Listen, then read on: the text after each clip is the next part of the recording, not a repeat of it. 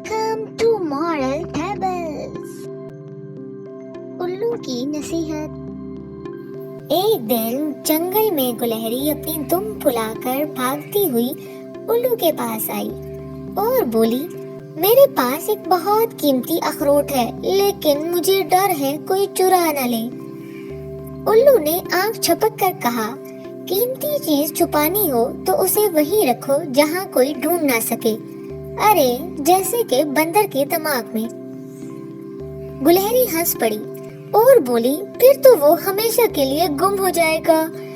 الو نے مسکرا کر کہا، چلو مذاق اپنی جگہ، سنو میری نصیحت، چیز کو ایسے وقت پر استعمال کرو جب اس کی سب سے زیادہ ضرورت ہو۔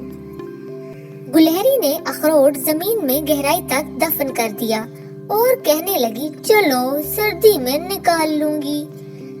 مہینوں بعد برف پڑی، جنگل میں کھانے کو کچھ نہ بچا، سب جانور پریشان۔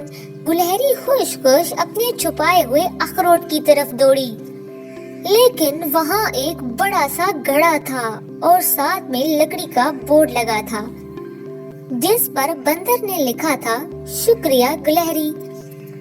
الو درخت پر بیٹھا ہنس رہا تھا اور بولا، میں نے کہا تھا صحیح وقت پر استعمال کرنا، لیکن صحیح وقت پر حفاظت بھی ضروری ہے۔